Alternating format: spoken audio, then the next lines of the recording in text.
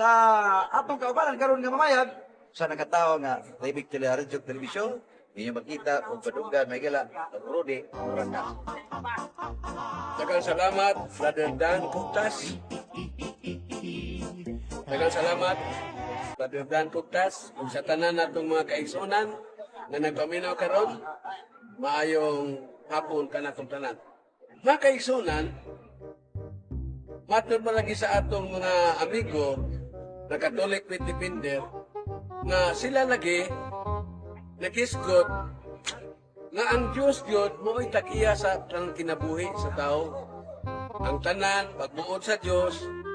Pero, alang namong mga humanist mga kaigsunan, dili ginatinuod mga kaigsunan ang tanan pagbuod sa Diyos. Nga naman, daghang kay mahigayon nga ang Diyos di yung kabuod. Pananglita nun, kaihiyon ta.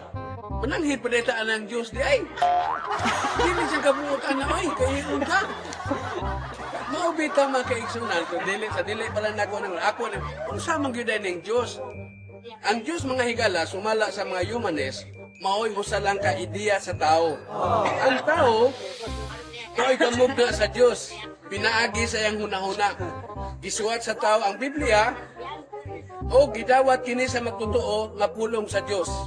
Pinaagi sa iyang Diyos, ipahungaw sa tao ang nakadaiya ng pagpati o taras.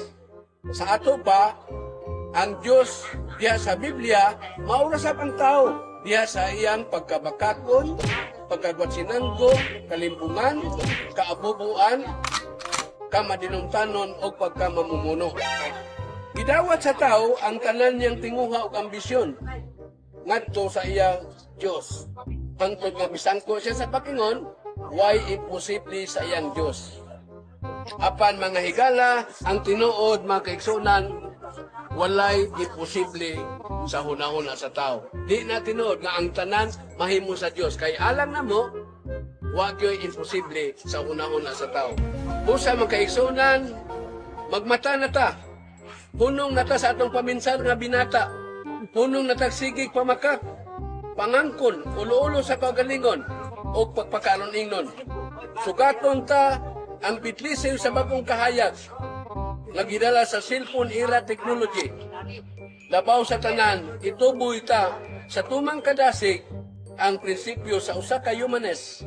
Brother Rudy Racasa, ubos sa filosofiya ni Plato nga nagkanayon, employ reason as the final judge and let justice be done though heavens be full. Gamita ang rason, isip katapusan magmanghukom o ipabarok ang kaangayan, bahala nagmahugno pa ang tibok kalikupan.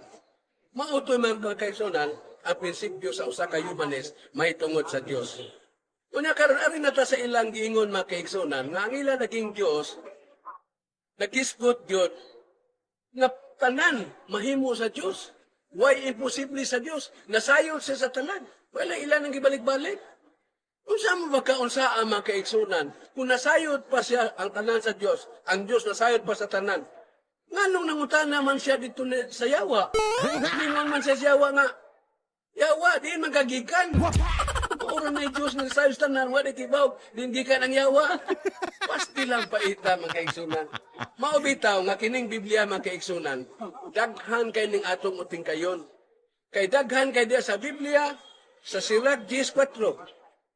Ang Ginoo nagatiman sa kagamanan sa kalibutan ug nagdala sa husto nga mga tao ngadto sa gahom diha sa husto nga panahon. Unsa din ning Ginoo? Mao kunoy gatiman sa kalibutan. Nya nakagubot ang China ug ang Pilipinas, niyo lang wa kay Ginoong nito nga. Usa man siya man kay magatiman aning kagamanan. Si Duterte maynoy nagatuman. Pag-ingon sa sugos Ginoo man kay igsunan, ningon si ang Ginoo, nan karon sa ako magkaaway nga dili gusto ako maghari kanila, dad sila sa akong atubangan ug pamatyan ninyo. Si Duterte ray nagatuman, kini sila mahadlok man manago mga pare. Yung pare wa mami katungod pagpatay, ang Ginoo ra nga nganong las Duterte lagi sige lang ng patay. Paubitan ni mga Sa sintos na pina. Kaya si Tisintos na kapin. Ipatay sudlas usa ka buwan. Kabuan. So ginigan ang napataya. Unya moingon mo nga, Di na sugo sa Diyos, sugo na sa Diyos ay.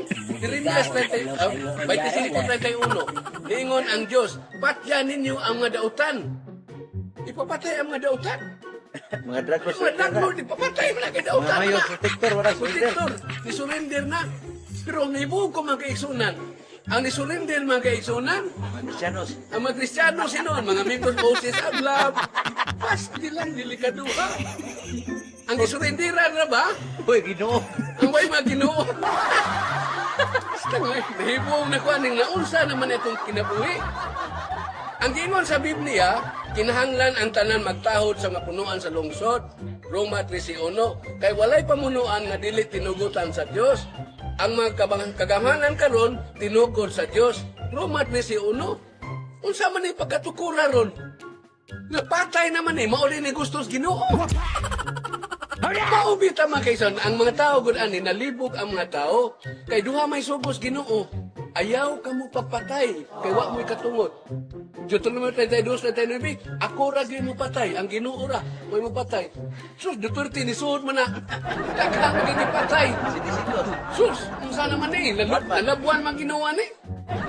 Maubita ni mga kaisan, sugo ni si Ginoo san. Nya di sana tumabaso Duterte kay itahod ni tumar naman sa sugo sa Diyos na patyan ninyo mga dautan.